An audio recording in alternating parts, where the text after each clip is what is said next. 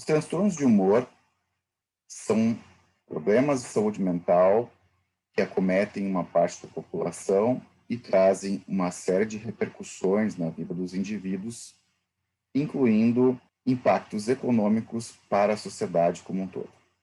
Temos aqui o transtorno depressivo maior, a depressão maior, certo? O transtorno depressivo persistente, que é chamado também de distimia, que no DSM-5, esse diagnóstico, ele juntou a distimia com o transtorno depressivo crônico, tá? O transtorno bipolar, que por sua vez é classificado em tipo 1 e tipo 2, transtorno ciclotímico, e tem outros transtornos também que não vou abordar na aula, mas é bom que você saiba. Transtorno disruptivo da desregulação do humor, que é um transtorno explosivo. A pessoa tem explosões de humor, explosões de raiva, irritabilidade, que ocorrem 3, 4 vezes por semana, por bastante tempo, aí, pelo menos um ano. E o transtorno disfórico pré-menstrual, né, que é como legalmente a gente chama de TPM, né, tensão pré-menstrual. Aqui, o transtorno disfórico é quando essa TPM, né, conhecida por todas as mulheres, ela traz um impacto importante, uma repercussão importante no humor. Então, por isso chamado de transtorno, é algo que vai além da curva, assim, traz bastante impacto e sofrimento para as mulheres, certo? E é importante lembrar também que todas essas condições de humor, particularmente os quadros depressivos, bipolares, maníacos e tal, eles podem ser relacionados a substâncias ou condições médicas. Então, tem os transtornos de humor devido a substâncias, uso de substâncias ou condições médicas. Por exemplo, hipotireoidismo ou hipertireoidismo com repercussão no humor e outros problemas que têm alterações neuropsiquiátricas, por exemplo, anemia megaloblástica, que pode cursar com alterações neuropsiquiátricas, né? Deficiência de folato, deficiência de vitamina B12, só para exemplificar algumas situações que o diagnóstico, no caso, é um diagnóstico clínico, não é uma alteração primariamente psiquiátrica. Para vocês terem uma ideia, então, da prevalência desses transtornos, considerando todos os transtornos de humor, eu trago aqui uma revisão sistemática e uma meta-análise de estudos no mundo a respeito disso, e a prevalência no ano, então, dos transtornos de humor, ela é de 5,4%, sendo mais mulheres do que homens, numa proporção de praticamente 2 para 1. Então, quando a gente olha para isso, e também é importante entender que existem comorbidades entre os transtornos de humor e os transtornos de ansiedade e os transtornos de uso de substâncias. Aqui a gente entende os transtornos de humor como transtornos internalizantes primariamente, exceto o transtorno bipolar do tipo 1. Transtorno internalizante que cursa muitas vezes com transtornos de ansiedade, também transtornos internalizantes, e que tem como uma faceta comum uma vulnerabilidade que pode ser observado na personalidade, que é o traço de neuroticismo, afetividade negativa ou esquiva do dano, que é algo relacionado aos transtornos internalizantes principalmente, e que é mais prevalente esse traço da personalidade em mulheres. O transtorno de uso de substâncias, como comorbidade também, junto com os transtornos de humor, ele também vai ocorrer mais em homens, certo? Quando eu falei de transtorno bipolar tipo 1, né, que ele não é puramente internalizante, ele vai ter um aspecto internalizante quando o indivíduo está na depressão bipolar, mas o quadro de mania, de hipomania também, aí entra o bipolar tipo 2, né? Esse quadro, ele é um quadro externalizante. Seguimos. A prevalência na vida, segundo esta meta-análise, considerando todos os transtornos de humor, é de praticamente 10% da população, sendo 2 vezes mais comum em mulheres do que em homens. Aqui é importante entender esse estudo, e vocês podem buscar ele depois. Esse estudo, ele então revisou uma série de pesquisas realizadas em todo o mundo. Ele faz comparações também de países de baixa, média e alta renda. E aqui se observam mais transtornos de humor em países de alta renda. Se nós temos aqui uma prevalência em torno de 10%, né, pensando homens e mulheres, 10% na população, prevalência na vida, quando nós consideramos o contexto Brasil, contexto América, essa prevalência é muito maior. Existe um gap de tratamento dos transtornos de humor. Observem nesse gráfico aqui a distribuição, a prevalência dos tratamentos para 100 mil pessoas, considerando, então, países de baixa a alta renda. Observem em verde os tratamentos dos quadros psicóticos. O gráfico mostra que esses tratamentos parecem ser priorizados, né, em países aqui de baixa, média renda, e entra o Brasil aqui como de média alta renda, assim como alguns outros países da América Latina. É muito mais comum, então, o tratamento aqui, né, de quadros psicóticos. É como, por exemplo, nós observamos isso na realidade brasileira, quando a baixa disponibilidade de serviços faz com que os CAPs, por exemplo, na prática, acabem tratando mais essas condições, são condições mais deteriorantes, são condições de extremo impacto funcional para a vida do indivíduo e com repercussões também na sociedade. Bom, mas aí eu tinha falado antes que países de baixa renda aqui, né, parecem ter menos prevalência de transtornos de humor. Isso poderia ter a ver aqui, então, com esse gráfico. Entretanto, nós, por exemplo, o Brasil, estamos no país de média alta renda. E essa relação de prioridade no tratamento de psicose com relação, então, a transtorno bipolar e depressão prevalece. Ela só muda substancialmente aqui em países de alta renda, que tem, então, um foco bem maior no tratamento da depressão. Por que isso? Se nós formos inteligentes em termos de governo e pensarmos nos impactos econômicos, a depressão é uma condição tratável, mas ela é algo que pode ser incapacitante e é a principal causa de incapacidade no mundo, de ausências no trabalho, então, de aposentadoria precoce. Se a gente for observar na nossa realidade Brasil, CAPS, SUS, é só olharmos o que nós temos disponível para o tratamento farmacológico da depressão no nosso país.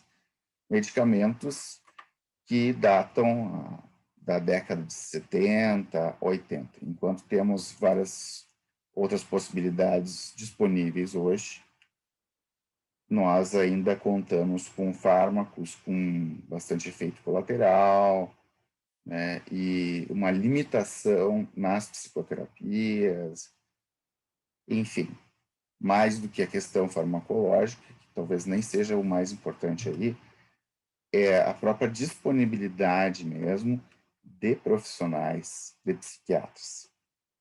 No Rio Grande do Sul, que é um dos estados que tem mais psiquiatras distribuídos na população, considerando o Brasil, nós ainda temos um gap muito grande para o tratamento de transtornos mentais, aí falando de uma maneira geral, mesmo em cidades como Santa Maria, Porto Alegre, né, que, enfim, tem muitos psiquiatras. Imagine, então, em cidades, né, mais remotas, onde não se conta com o apoio de especialistas. Então, o que eu quero dizer com isso é que a depressão no nosso país, né, é algo que traz um grande impacto, é uma condição tratável, mas que estamos longe de superar isso em termos de sociedade e políticas de saúde. Um pouco mais da epidemiologia. Então, segundo o DSM, a prevalência da depressão, e aqui então agora são dados dos Estados Unidos, né? A prevalência na vida de depressão situa-se em torno de 15%, e em 12 meses 7%, com uma proporção de 2:1, considerando mulheres com relação a homens. Já o transtorno depressivo crônico, né, isso tomando então estatísticas do DSM-4, certo? Em 12 meses, 1,5%, e da distimia pura, considerando DSM-4, 0,5%, ou seja, bem menos comum que a depressão em si, o transtorno depressivo maior. Já o transtorno bipolar, a ciclotimia, tem uma prevalência que se situa ali em torno de 0,6% a 1%, tá? E a proporção entre os sexos já é uma proporção praticamente igual. Não vale mais essa relação de o dobro de mulheres com relação a homens, certo? Então aqui já temos uma uniformidade maior entre os sexos. Em geral, o transtorno bipolar tipo 1, ele causa uma grave disfunção na vida. E o tipo 2 traz mais prejuízo nos episódios. Quando eu descrever melhor, vocês vão também entender por que isso. É importante lembrar que os transtornos de humor como um todo são os principais diagnósticos associados ao suicídio.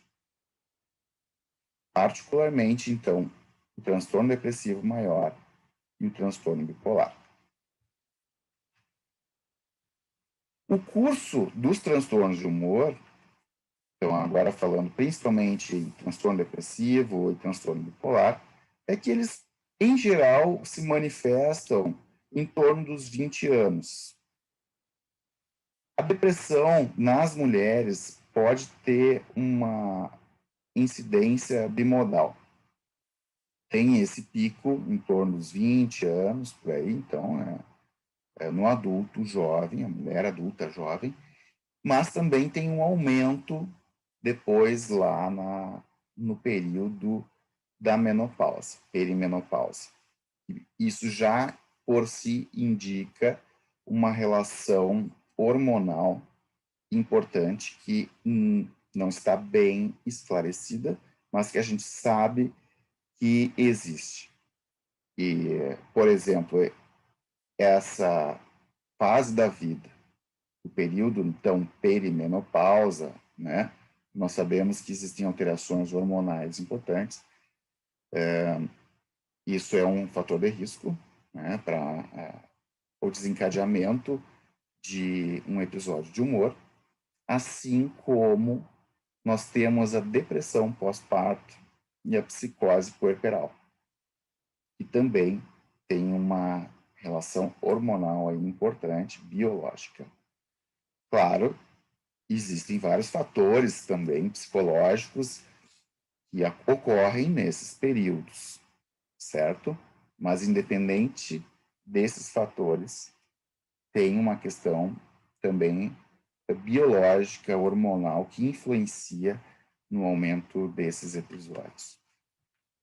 Talvez essa relação hormonal possa explicar também uma maior prevalência da depressão em mulheres, mas não é a única explicação.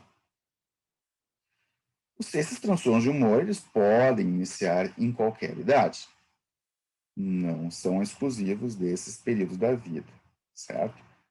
Podem ocorrer em crianças, podem ocorrer em idosos. Os transtornos de humor, de uma maneira geral, têm uma tendência à recorrência, e é por isso que eu coloco todos esses transtornos na mesma aula, porque se a gente entender a doença bipolar como uma alteração cíclica de humor que tem a recorrência dos episódios de humor como uma característica fundamental, se nós entendemos que a depressão também pode ser recorrente muitas vezes, há pesquisadores que entendem tudo isso como sendo aspectos de uma doença subjacente que tem várias semelhanças. Claro, a depressão não é igual a transtorno bipolar, mas tem várias semelhanças com. E a recorrência no transtorno depressivo é uma dessas semelhanças. A diferença é que na depressão recorrente a pessoa não chega a fazer mania ou hipomania, certo? Um outro aspecto importante no curso desses transtornos é a neuroprogressão e o envelhecimento precoce, que está relacionado a ela. A neuroprogressão, em resumo, ela se refere a alterações, então, neuroquímicas, moleculares, que vão fazendo com que exista uma redução da plasticidade cerebral e um processo apoptótico acelerado que passa por mecanismos de estresse oxidativo, de encurtamento de telômeros e uma série de coisas que, em última análise, levam, então, a um envelhecimento precoce nos indivíduos, particularmente com transtorno bipolar, principalmente o tipo 1, mas tipo 2 também, e, mais recentemente, tem sido mostrado também como a depressão crônica, recorrente, ao longo da vida, e quando eu digo isso, eu não estou me referindo a um episódio depressivo, me refiro a uma pessoa que convive com a depressão por 40 anos, 50 anos, então que se nota um envelhecimento precoce. E o que eu quero dizer com envelhecimento precoce? É algo que é muitas vezes visível na pele, na face do indivíduo, certo? Uma expressão do envelhecimento. Isso é muito típico nas unidades de internação, quando nós vamos avaliar um paciente, a gente, eu acho que esse paciente deve ter uns 60 anos, não, mas ele tem 40, 45, porque o envelhecimento ele vai se manifestar de várias formas, uma delas é através, né, da pele, da postura, mas isso não é o mais importante, isso só mostrando um aspecto clínico que a gente vê no exame estado mental. E a gente vê isso, às vezes, nesses quadros de depressão crônica, por isso que eu estou falando. Mas o mais importante aqui é uma deterioração cognitiva, que, em casos mais graves, pode levar a uma pseudodemência, que seria precoce com relação ao esperado, ou seja, um envelhecimento neuronal, perdas cognitivas nas funções executivas, na capacidade de memória, de raciocínio lógico, que vão acontecendo ao longo do tempo, de forma que um indivíduo bipolar sem tratamento, por exemplo, com 60 anos, né, ele vai ter essa deterioração, que é natural da idade, né, mas com 60 anos ele pode ter o que a gente esperaria com uma pessoa com 80 anos. Certo? Isso é muito importante. Indico a leitura para vocês entenderem um pouco mais esses processos E quando a gente considera isso, a gente considera os transtornos de humor como uma doença sistêmica, assim como eu já falei para vocês com relação ao transtorno de estresse pós-traumático e outras coisas. Essa é uma tendência na psiquiatria. Mente e corpo a gente não separa, não dissocia. Para existir mente, precisa existir um corpo, um cérebro. E esse cérebro, né, ele, via seus processos biológicos, ele, então, pode sofrer uma série de coisas ao longo da vida. Uma outra coisa importante nessa neuroprogressão é que em pacientes com transtorno bipolar tipo 1, eles podem ter uma evolução da doença que, depois de um certo tempo, 10, 20 anos, eles podem mudar o diagnóstico.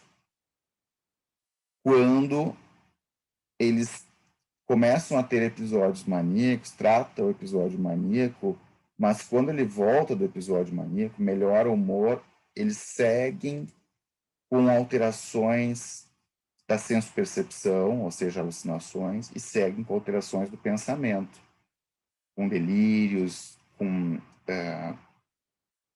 bloqueio do pensamento, problemas do processo do pensamento.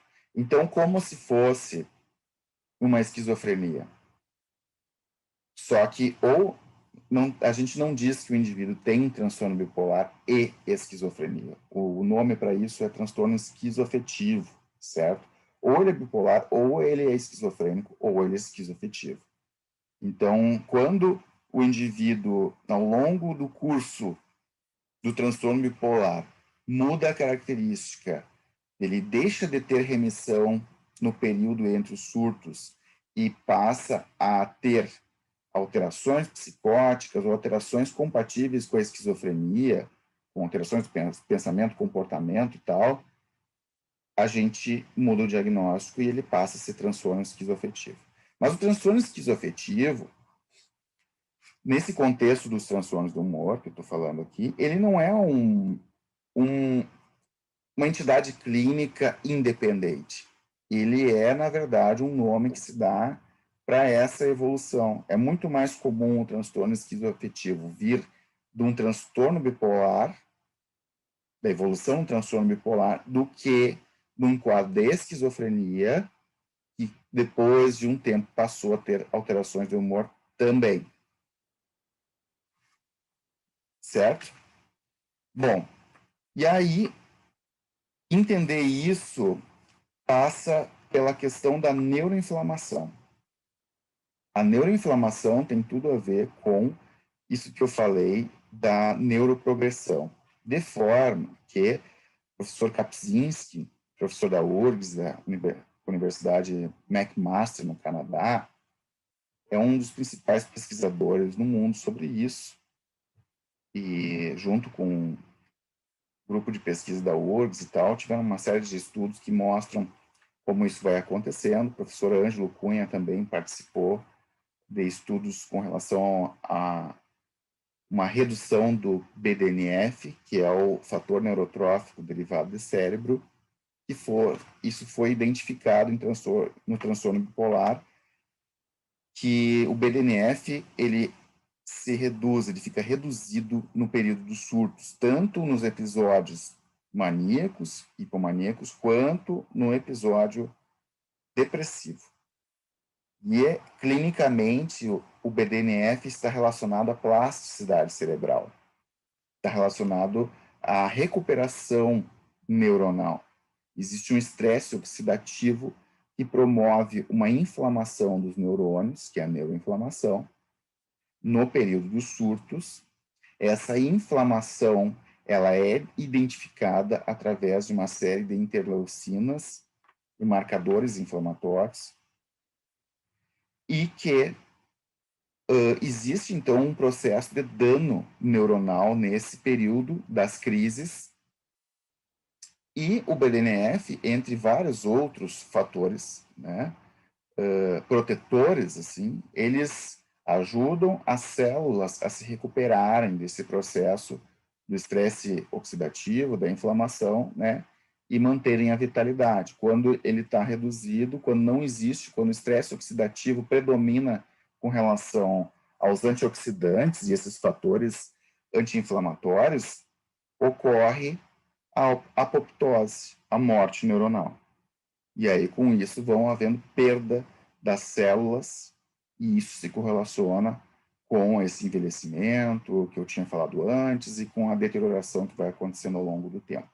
Isso foi primeiramente descoberto com relação ao transtorno bipolar, mais adiante se viu que acontece também na esquizofrenia, acontece na depressão, que eu não saberia dizer o grau que isso acontece na depressão, tá? Mas a tendência é se pensar que sim, né, um transtorno depressivo recorrente vai acontecendo algo semelhante, e também no transtorno de estresse pós-traumático.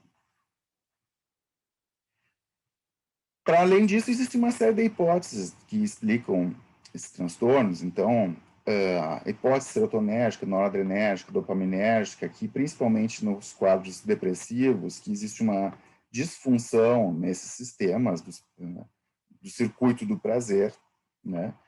No sistema límbico, então, que são relacionados à regulação de humor, e que essas hipóteses fundamentam, então, o uso dos antidepressivos com ações serotonérgicas, noradrenérgicas, dopaminérgicas, melhorando os quadros de humor, ou melhor, os quadros depressivos, certo? Existe uma hipótese neuroendócrina também, aí falando principalmente na depressão, que envolve a alteração na regulação do eixo hipotálamo, hipófise adrenal, que é observada em uma parte dos indivíduos depressivos. E isso também poderia indicar a possibilidade de novos alvos terapêuticos. Existem alterações no biorritmo que ocorrem relacionadas aos transtornos de humor de uma maneira geral.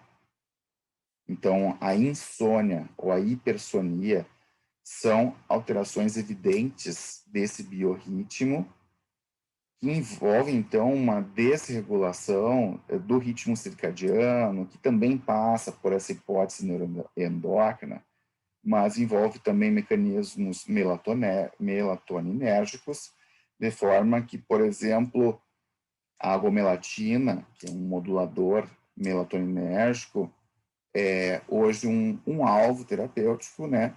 Um medicamento que é indicado no tratamento da depressão.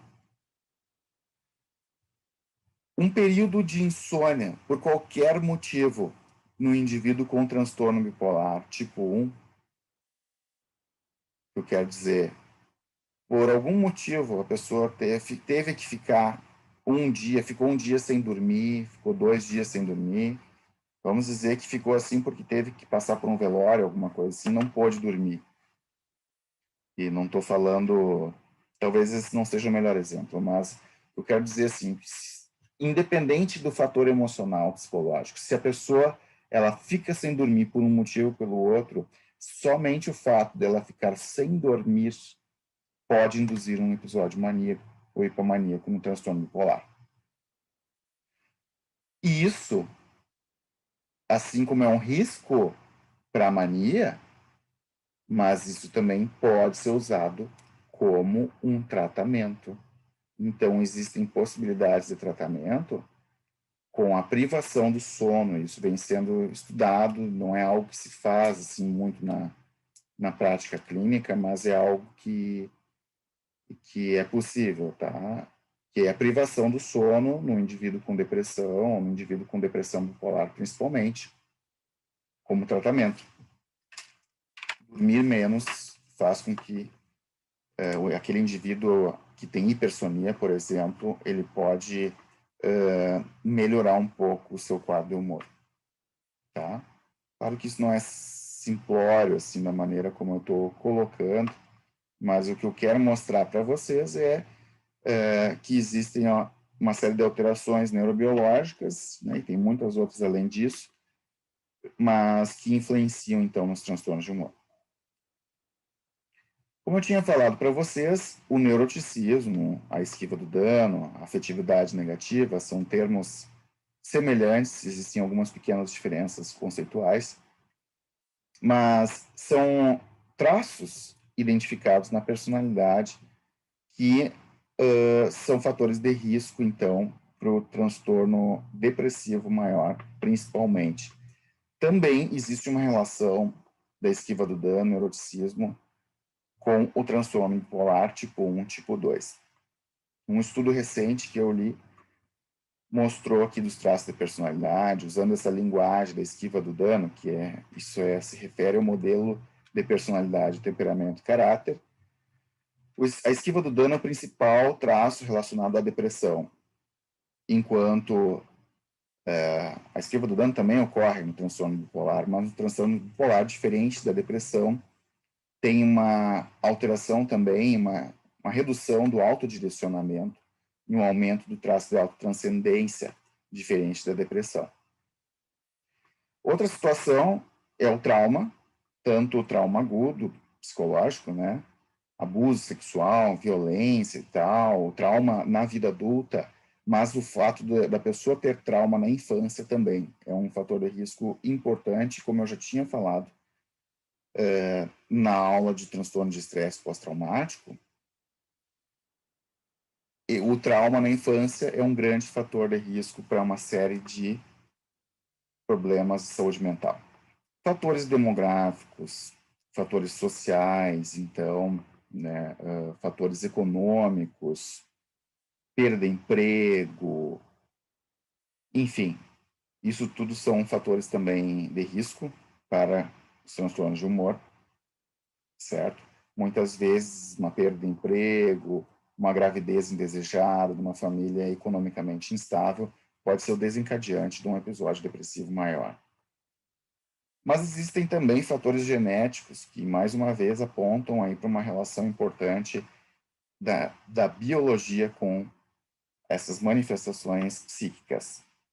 Existe um risco 10 vezes maior entre parentes adultos de indivíduos com transtorno bipolar tipo 1, tipo 2, para os transtornos de humor. História familiar de esquizofrenia é um fator de risco também para todos os transtornos de humor. Por quê? Mas esquizofrenia é algo diferente. Bom, mas aí não coloquei no slide, mas eu li num artigo também recente, né, que envolve o genótipo humano, que mostra que existe uma genética compartilhada entre transtorno de estresse pós-traumático, transtorno bipolar, esquizofrenia, doenças cardiovasculares, doenças inflamatórias, autoimunes. Então vejam aqui que a gente está entrando num campo ainda um tanto quanto desconhecido, né?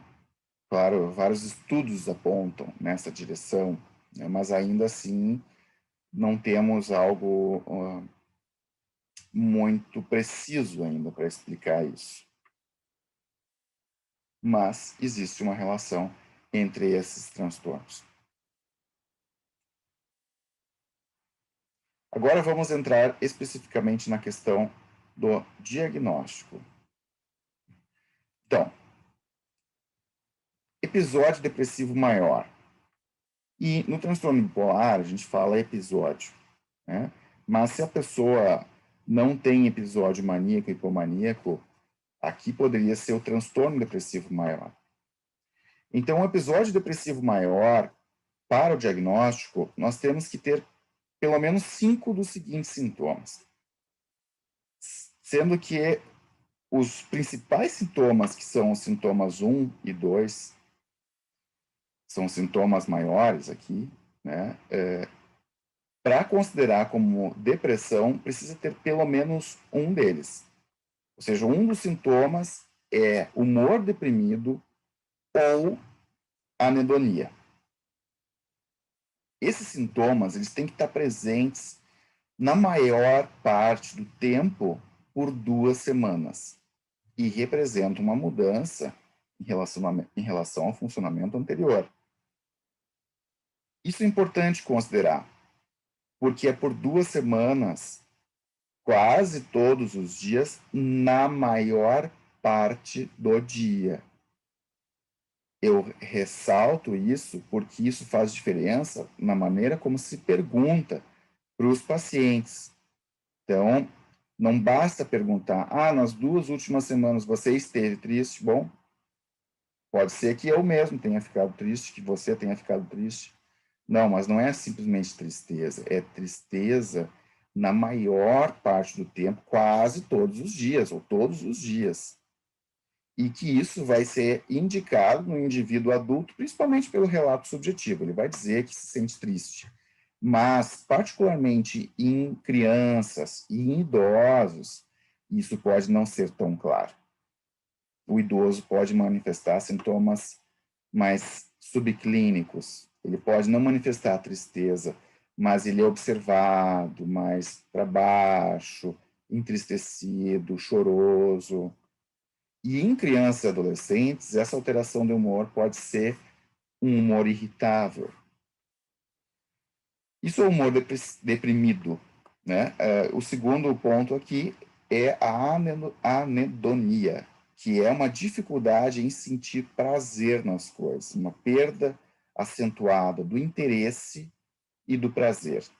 Observem que se considera quase todas as atividades, na maior parte do tempo.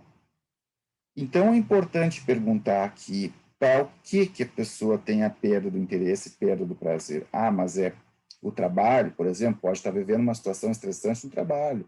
O burnout, o estresse no trabalho pode ser algo que faz com que a pessoa não tenha vontade de trabalhar. Tá, mas ela, o que ela faz? O que ela normalmente faz para se alegrar? Joga futebol, né, cuida do jardim. Como você se sente para fazer as atividades que habitualmente você gostava de fazer? O indivíduo vai dizer, eu não tenho feito, ou ele diz, eu faço, mas não tem mais graça. Tá? Isso é anedonia. Pode ter depressão sem humor deprimido. Pode ter só anedonia junto com os outros sintomas. E outros sintomas? Perda ou ganho de peso, e aqui se considera como parâmetro uma perda de pelo menos 5% do peso corporal, e que isso não é relacionado a nenhuma dieta que a pessoa esteja fazendo propositalmente. Ou pode ser a redução ou aumento do apetite, na maior parte do tempo. Insônia ou hipersonia, quase diária.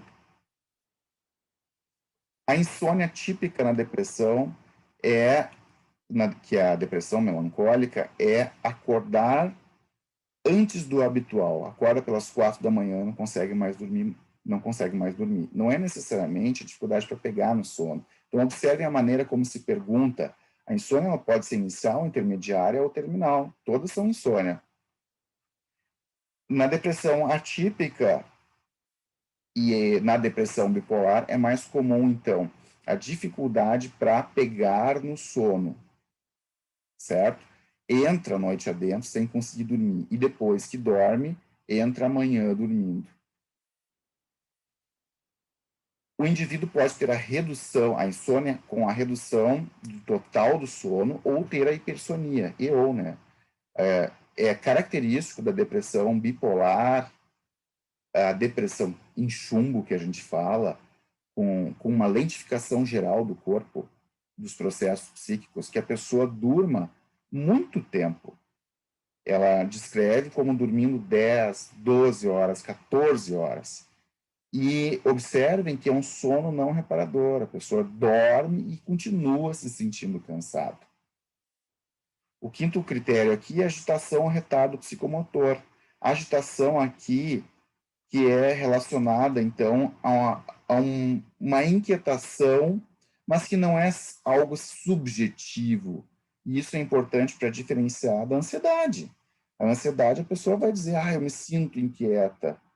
Tá, mas é diferente, é uma inquietação subjetiva, ela não necessariamente anda de um lado para o outro sem conseguir parar. Então, aqui a gente está falando psicomotor, não só psíquico.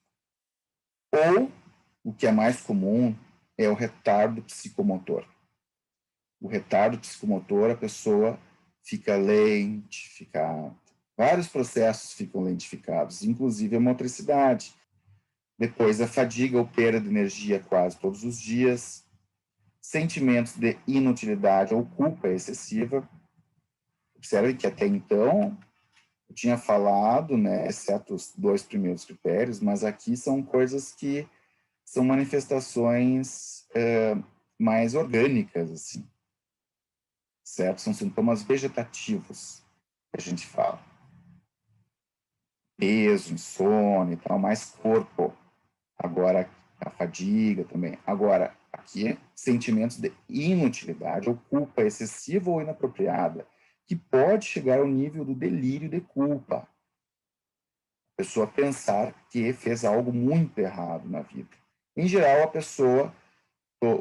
pessoa deprimida, ela tem um óculos cinza, que enxerga a realidade cinza, tudo fica cinza. E ela olha para as fotos, olha para o seu passado e enxerga as coisas negativas. Ela fica se recriminando, ela pensa nas falhas, no que ela fez de errado a vida inteira, e ela exagera, certo? Ela salienta os aspectos negativos, faz um viés cognitivo focando nas emoções negativas. A capacidade diminuída para pensar ou se concentrar ou indecisão. Essa capacidade diminuída para pensar e se concentrar pode chegar a um extremo, que é o extremo da pseudodemência, que é quando a pessoa muito deprimida, e isso é um diagnóstico diferencial nos idosos, ela passa a ter muita dificuldade cognitiva e falhas de memória, porque quem não tem atenção, não se concentra, não consegue lembrar também das coisas. Então, tem essa capacidade reduzida e isso pode simular um quadro demencial, que na verdade pode ser só um episódio depressivo. Tá? Então, isso pode levar um indivíduo com 40 e poucos anos deprimido, né, e que não reconhece os sintomas emocionais, pode levar esse indivíduo ao neurologista, em primeiro lugar, para investigar um quadro de Alzheimer, porque tem alguém na família que tem Alzheimer. Então, esse indivíduo acha que pode estar tendo um Alzheimer precoce, com 40 anos, só que não.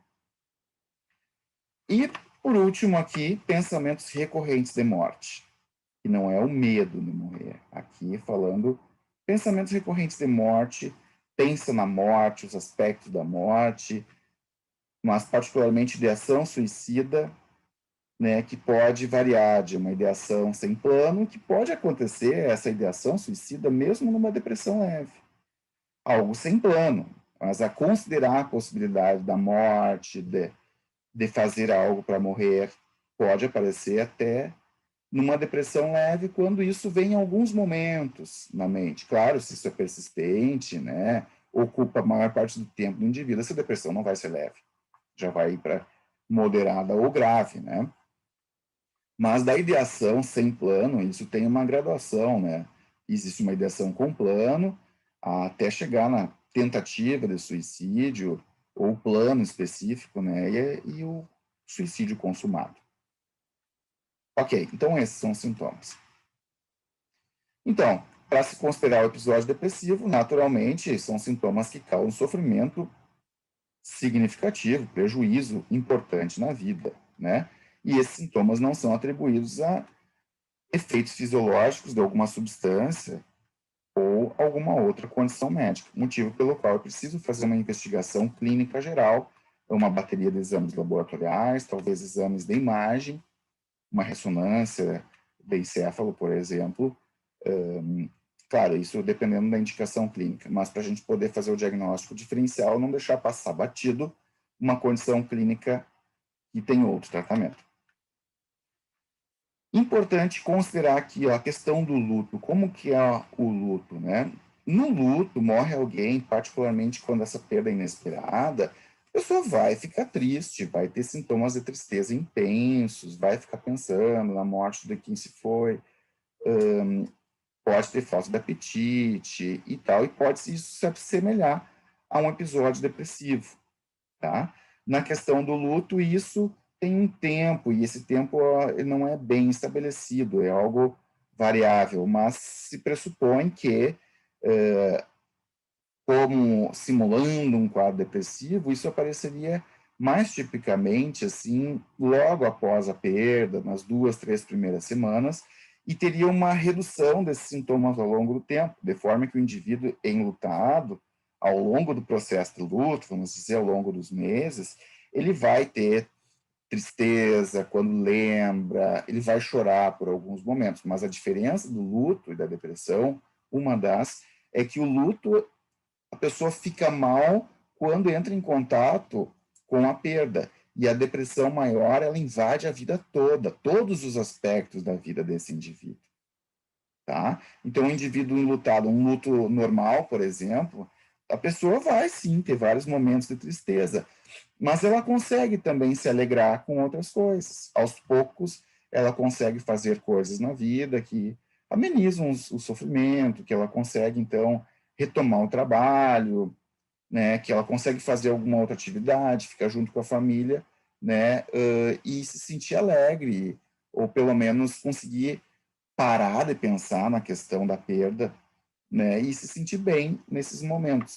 Já na depressão, não. A depressão envolve os sentimentos de recriminação, de culpa, dificuldade de se concentrar, uma baixa autoestima. Então, isso ajuda a diferenciar. É difícil colocar isso de uma forma precisa. O próprio DSM, então, indica que essa decisão ela envolve experiência e juízo clínico, certo? Baseado na história do indivíduo, nas normas culturais, nesse contexto todo vivenciado. Bom, o transtorno depressivo persistente, então, né, que hoje engloba a distimia, o que é? É um humor deprimido na maior parte do dia, maior parte do tempo, né, maior parte dos dias, que pode ser subjetivo ou observado pelo período mínimo de 2 anos, ou seja, algo crônico, persistente, como o nome diz. Em crianças e adolescentes, o humor pode ser evitável e se considera pelo menos 1 ano, tá? Bom, mas e aí? Presença de pelo menos 2 dos seguintes sintomas. Então, alteração do apetite, insônia, fadiga, baixa autoestima, alterações de concentração, sentimentos de desesperança. Ah, mas está muito semelhante, né, a depressão. Mas aqui não tem um critério de anedonia. Não tem aqui a ideação suicida, não tem aqui o sentimento de culpa e a incapacidade aqui. Sentimentos de incapacidade, né, interesse de reduzido, incapacidade laboral e tal. Então, vamos continuar. Durante o período desses 2 anos, o indivíduo jamais esteve sem os sintomas por mais de 2 meses. Então, na maior parte do tempo por esses 2 anos. Mas lá ele pode ter, sim, né, ele dá umas osciladas. Tem dias que esse indivíduo fica bem, tá? E aí, de novo, a questão, né, da bipolaridade aí, assim, das alterações de humor, da desregulação emocional. Ou seja, o indivíduo ele é persistentemente deprimido, irritável, não é tão grave a ponto de a gente dar o diagnóstico de transtorno depressivo, mas esse indivíduo ele dá uma oscilada. Chega lá no fim de semana, de repente vai numa festa, na festa ele está super bem, se alegra e tal, mas no outro dia já está como ele estava. Então, assim, ó, a grosso modo, o indivíduo distímico é visto na vida como um indivíduo mal-humorado, um indivíduo ranzinza. E como é crônico, aqui é no mínimo 2 anos, bom, mas esse indivíduo pode estar 10 anos assim, 20 anos assim. Ele pode ser conhecido pelos filhos assim, né, e ser habituado pela esposa ou pelo marido como sendo assim, um indivíduo mal-humorado, pessimista, de mal com a vida, e que pode parecer para essas pessoas que rodeiam que esse indivíduo ele é assim, que essa é a personalidade dele. Só que não. Aqui a gente está falando de um transtorno de humor. Isso é passível de tratamento. E que não é só psicoterapia. Jamais houve um episódio maníaco ou um episódio hipomaníaco. Não é, a alteração do humor ela não é devida à esquizofrenia, outros transtornos psicóticos e tal, um transtorno esquizoafetivo, não é por um medicamento que a pessoa está usando, mas é idoso, usa beta-bloqueador e tem alteração de humor. Bom, se tirar o beta-bloqueador, trocar por outro para o indivíduo melhorar, não é isso, né? É algo que tem que ser considerado. E, claro, isso traz prejuízos importantes. Mas ainda está confusa a questão da depressão. Vamos lá. O DSM traz assim, como os critérios para um episódio depressivo maior incluem 4 sintomas que estão ausentes da lista dos sintomas para transtorno depressivo persistente, é só um número limitado dos indivíduos que vai ter sintomas depressivos que persistem por mais de 2 anos. Ou seja, quando a gente vê que é o quadro completo depressivo, dificilmente a depressão ela vai persistir por mais de 2 anos. Ou seja, quando a gente fala de transtorno depressivo persistente, parece que é uma coisa diferente, ele é mais brando, tá? E aqui, né, dificilmente vai ser persistente por mais 2 anos, mas não irá satisfazer os critérios de transtorno depressivo persistente. Então, caso tenham sido satisfeitos todos os critérios para um episódio depressivo maior em algum momento durante o episódio atual da doença, os indivíduos devem receber o diagnóstico de transtorno depressivo maior.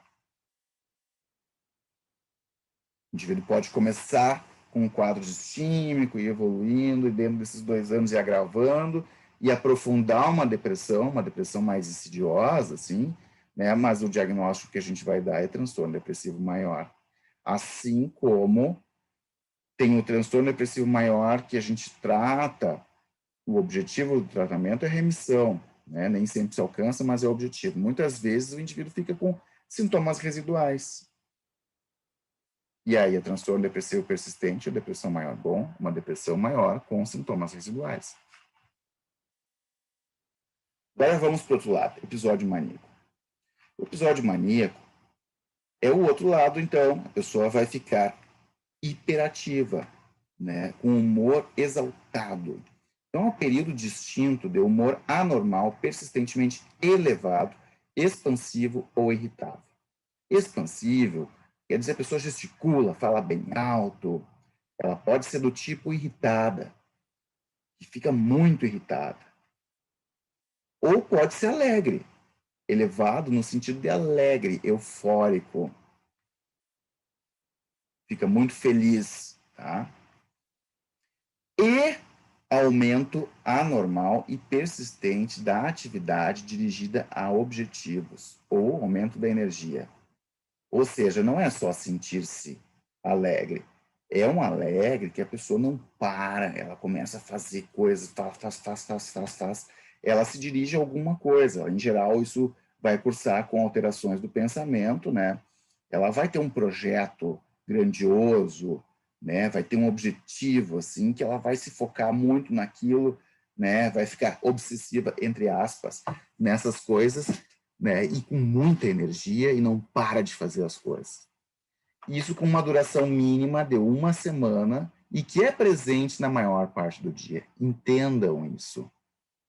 O transtorno, esses transtornos de humor, né, eles duram um tempo. Mesmo um episódio maníaco, a pessoa não fica maníaca por 1 hora, ela fica o dia inteiro. Ela só dá uma acalmada quando dorme, e ela vai dormir 2 horas, 3 horas, ou nem dormir, e vai continuar daquele jeito. Então, isso é importante, porque hoje se fala na sociedade, o indivíduo é meio bipolar, é bipolar. Mas o que é o tal do bipolar? A maioria das vezes que a pessoa leiga se refere, eu acho que eu sou bipolar, fulano é bipolar, está se referindo a um indivíduo que oscila de humor várias vezes ao longo do dia. Aí a gente tem que perguntar, mas como que é isso? Mas assim, acorda de mau humor, daqui a pouco tá bem, tá rindo e tal. Daí depois lá dá um ataque de choro, começa a querer se matar e tal, e de noite vai para festa. Não dá para entender, doutor. Isso não é. Não é o que a gente está estudando aqui, tá? Isso é outra coisa, que é muito mais associada a um transtorno de personalidade, particularmente borderline. Então, isso é desregulação emocional, instabilidade afetiva. Claro, isso pode acontecer também nos indivíduos com um transtorno bipolar, né? Porque são indivíduos com desregulação emocional. Mas isso a gente não chama de episódio maníaco e nem de episódio depressivo. Não são momentos de depressão e momentos de mania assim, dessa forma, tá? Só diga-se de passagem, né? Na neuroprogressão da doença, na evolução do transtorno bipolar, no início da doença, é mais provável que os episódios eles sejam mais típicos, assim, né? Que seja episódio maníaco como tal, como a gente está vendo, depressivo como a gente está vendo, e que na evolução da doença, quando é um prognóstico ruim, aí sim, depois de bastante tempo, 10, 20 anos, o indivíduo sem tratamento ou com tratamento ineficaz, aí sim, ele pode ter uma desregulação e bastante alternância de humor, sim. Porque a tendência na ciclagem dos episódios, a ciclagem ela vai se reduzindo assim com o passar do tempo sem tratamento. Se no início a pessoa tem um episódio maníaco e espontaneamente ela poderia melhorar, voltar para a eutimia por um tempo, e meses depois ter uma depressão, lá no avançar na doença, 20, 30 anos, o curso natural, sem tratamento e tal, a pessoa vai tendo muito mais instabilidade do humor, oscilações, e com uma tendência a características mistas. E as características mistas, né, são um especificador aqui, que é quando a pessoa tem episódio maníaco com sintomas depressivos ou episódio depressivo com sintomas maníacos, assim. Mas também é persistente e é bem impactante. É diferente dessa coisa de ser temperamental ou de lua, que é o que as pessoas trazem mais no consultório. Isso é muito mais comum do que o transtorno bipolar. O transtorno de personalidade borderline é muito mais comum que o transtorno bipolar na população. Tá? Então, voltando aqui, né? É persistente essa alteração, persistente por pelo menos uma semana, a maior parte do tempo. E, além esse humor elevado, a pessoa vai ter pelo menos 3 dos seguintes: uma autoestima inflada ou grandiosidade, ou seja, a pessoa fica parecendo onipotente, ela se acha, fica arrogante, ela se acha super capaz de coisas que a gente vê que ela não é, né? Se acha, por exemplo, ter muitas posses de dinheiro e, na verdade, ela está negativa no banco, né? Então, a grandiosidade aqui, no caso da psicose, que cursa na mania, vai ser delírios de grandeza. Redução da necessidade do sono, aqui não é a simples insônia, o indivíduo dorme pouco e ele vai relatar que ele não precisa dormir, ele se sente descansado com 2, 3, 4 horas de sono. A loquacidade, a pessoa fala, fala e fala, pode falar bem, inclusive, né? Articular bem, ser um orador aqui. Isso, claro, quando não é grave, né, um episódio, porque quando vai se tornando grave, vai sendo muito mais uma pressão de fala, acompanhada de fuga de ideias, que é quando a pessoa já muda de assunto de uma hora para outra, ela não consegue terminar uma linha de pensamento, ela vai pulando os assuntos com associação, né, entre as ideias, mas uma coisa vai levando a outra e ela não volta mais ao ponto inicial. E, claro, se não é a fuga de ideias, o taquipsiquismo subjetivo, né? A fuga de ideias a gente vê no exame estado mental. E o taquipsiquismo pode ser subjetivo, o indivíduo pode relatar que os pensamentos são muito rápidos, ou que os pensamentos são tão rápidos que se perdem no pensamento, que seria a fuga de ideias, né? Distratibilidade, é típico aqui o indivíduo ficar hipotenaz, ele não se concentra, né? Não mantém a atenção num objeto, e hipervigil, muda de foco a toda hora. aumento da atividade dirigida a objetos ou agitação psicomotora, e envolvimento excessivo em atividades de risco. Aqui seria a impulsividade. O indivíduo fica hipersexualizado, né? Ele fica se envolvendo em compras impulsivas, pode fazer investimentos grandes, vultosos, pode, assim, depredar um patrimônio milionário em questão de dias, né? Porque faz investimentos na bolsa com uma ideia que ele vai triplicar sua economia e, de repente, vai tudo para o espaço. Muito perigoso. Traz muitos riscos. E aqui, né, para considerar a perturbação do humor, ela, então, é clara, é grave, a ponto de causar prejuízo, né? Então, não é um momento, assim, é algo substancial, né? E suficientemente grave para causar a hospitalização. E por que se interna? Para prevenir o dano a si mesmo ou a outras pessoas. Ou existem características psicóticas. Se o indivíduo está então, exaltado, coisa assim, e tem delírios, em geral são delírios aqui grandiosos, de perseguição, mas podem ter delírios religiosos, místicos, delírios erotomaníacos. Bom, quando tem características psicóticas, é, por definição, episódio maníaco. E, claro, isso não é porque o indivíduo passou uma festa rave tomando êxtase, né, ou fez uso de crack, cocaína, estimulantes, ou tem uma condição médica que cursa com mania. Quando o episódio maníaco completo ele surge durante um tratamento antidepressivo, ele pode ser só uma virada maníaca e ser um episódio induzido por medicamento. Quando que a gente diferencia?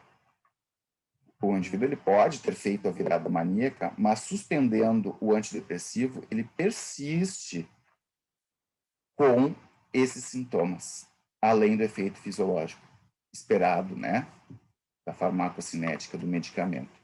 Então, aí, se isso persiste, é evidência para embasar um episódio maníaco puro, então, transtorno bipolar tipo 1.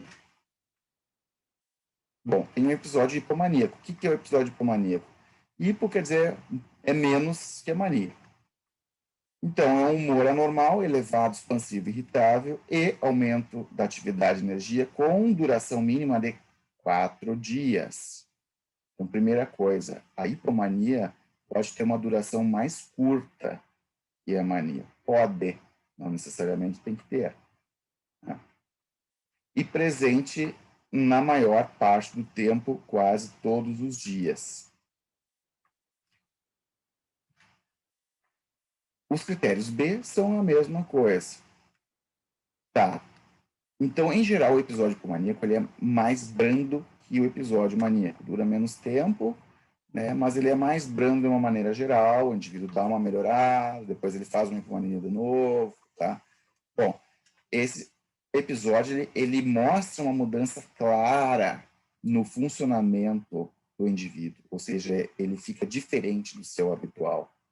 Isso ajuda a diferenciar da personalidade narcisista, porque o indivíduo vai parecer narcisista, só que personalidade narcisista é persistente.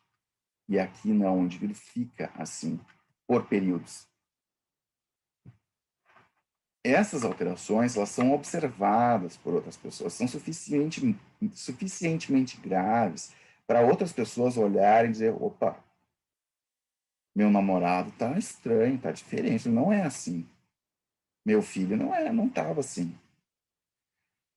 Mas não é grave o suficiente a ponto de causar um acentuado prejuízo no funcionamento social e profissional. Ou seja, nesse período, o indivíduo vai se focar em atividades, ele dorme menos e tal, mas ele pode ser hiperprodutivo e não chegar à gravidade de se perder nas tarefas e tal. Ele pode conseguir fazer coisas produtivas aqui, né? Inclusive ter alguns ganhos. Se necessitar de internação ou tiver psicose, por definição, é mania. É grave, né? Não se interna em hipomania. Se internar na hipo, é mania mesmo.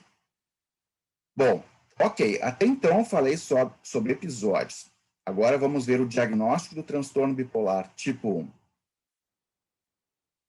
O bipolar tipo 1 vai ter na vida pelo menos um episódio maníaco. Não precisa nem ter depressão. Se ele tiver um episódio maníaco na vida, não for induzido por substância, coisa, etc., é bipolar. O diagnóstico é transtorno bipolar tipo 1. Tá, mas ele não tem depressão, como é que é bipolar? Bom, mas se sabe que isso faz parte de uma doença bipolar que, em algum momento, esse indivíduo tem uma grande chance de fazer um ou mais episódios depressivos. O bipolar tipo 1, que só faz mania, até existe, mas é a minoria dos indivíduos. A maioria cicla. Bom, e claro, né, a presença dos episódios não é mais bem explicada por outros diagnósticos. Tá, o tipo 2, o que é então? O tipo 2 não tem mania, o tipo 2 faz hipomania. Mas, para o diagnóstico, ele tem que ter pelo menos um episódio hipomaníaco e pelo menos um episódio depressivo. Na prática, como é que funciona? Na prática, o indivíduo tipo 1, ele faz depressão, mas ele tem um risco maior da mania, né? A mania é algo que traz mais impacto para ele ao longo do curso da doença. E o bipolar tipo 2 faz mais depressão. É um indivíduo, diferente da depressão maior, lá pelas tantas, nessa depressão recorrente, ele faz um episódio hipomaníaco, muda completamente o tratamento. Ele vai sofrer muito mais pela depressão do que pela hipomania. Claro que hipomania traz prejuízo, mas ele vai ter mais sofrimento, que é mais limitado, hipomania e tal, né? Ele vai ter mais sofrimento na vida, mais perdas na vida em função da depressão. Fica 4, 5 dias hipomaníaco e fica 6 meses deprimido. Ou existe o transtorno ciclotímico. A ciclotimia, que para alguns se fala de um temperamento ciclotímico, né, é um quadro mais crônico, mais por isso de temperamento, né, se considera assim pelo menos 2 anos ou em crianças. A presença de vários períodos com sintomas hipomaníacos, mas que não são completos. Tem alguns sintomas hipomaníacos. E vários períodos com sintomas depressivos, que também não são completos, não chegam a fazer, não chega a se fazer um diagnóstico de episódio depressivo maior. E durante esse período aí de 2 anos, esses períodos hipomaníacos depressivos, eles são presentes pelo menos na metade do tempo. Ou seja, na maior parte do tempo, o indivíduo teve sintomas. Pouco tempo ele ficou sem sintomas. Bom, os critérios para o transtorno depressivo maior, mania, episódio, né, maníaco, hipomaníaco, nunca foram feitos. Se for feito, em algum momento muda o diagnóstico. Deixa de ser ciclotimia e passa a ser transtorno bipolar ou transtorno depressivo maior, etc. Ok? Para finalizar essa primeira parte, então, concluindo aqui a questão do diagnóstico dos transtornos, é importante considerar que esses indivíduos têm muitas comorbidades. Comorbidade é regra. Em geral, transtornos de ansiedade, mesmo nos indivíduos com transtorno bipolar. O transtorno de estresse pós-traumático, ele pode vir tanto na depressão quanto no transtorno bipolar. Na depressão, o que desencadeia a depressão pode ser um episódio de um trauma, e o indivíduo pode ter TEPT, ou depressão, ou ambos. Então, pode ser uma depressão pós-traumática, e sem os sintomas todos de TEPT, mas pode ter TEPT associado também, que é depressão e TEPT. E o indivíduo com transtorno bipolar, como fica hipersexualizado, impulsivo, nos períodos maníacos, hipomaníacos, ele pode fazer um excesso de consumo de substância, de álcool, cocaína, etc. E aí se lançar impulsivamente em atividades de risco, nisso ele pode sofrer traumas. Então, é algo também comum um indivíduo com transtorno bipolar, em algum momento, sofrer um evento traumático e desenvolver um transtorno de estresse pós-traumático. Diga-se de passagem, né, eles podem ter esse traço de esquiva do dano, neuroticismo, que também é um fator de risco importante para o TEPT. E transtornos de personalidade, que tem que se fazer o diagnóstico diferencial, mas eles podem ser comórbidos. Muitas vezes o indivíduo, no episódio depressivo, maníaco, ele pode parecer, a um primeiro olhar, que ele tem também um transtorno de personalidade. Se a pessoa tem características histriônicas, por exemplo, pode se manifestar como dramaticidade, né, com uma série de características que fazem a gente pensar numa personalidade histérica, histriônica. Se ele é um indivíduo com traços narcisistas, pode manifestar essas características da personalidade exacerbadas, tanto durante o episódio depressivo, quanto o episódio maníaco, hipomaníaco. O indivíduo com características obsessivas pode se culpar demais na depressão. Mas isso pode ser só traços da personalidade que no episódio de humor se exacerbam. Para dizer que o indivíduo tem transtorno de personalidade comórbido, é preciso ver o indivíduo em eutimia, ou seja, melhorou do transtorno de humor, mas segue apresentando as características de um diagnóstico de transtorno de personalidade. Se o indivíduo melhora essas características, bom, ele pode ser só traços que são exacerbados. Ou seja, os transtornos aqui de humor, eles exacerbam as características da personalidade do indivíduo. Mas indivíduos com transtornos de personalidade vão ter pior prognóstico, tanto numa coisa quanto na outra, tanto depressão quanto bipolar, porque, enfim, impõe uma série de dificuldades, outras na vida e para o tratamento também. Finalizamos essa primeira aula, então, por aqui. Próxima aula sobre o tratamento dos transtornos de humor.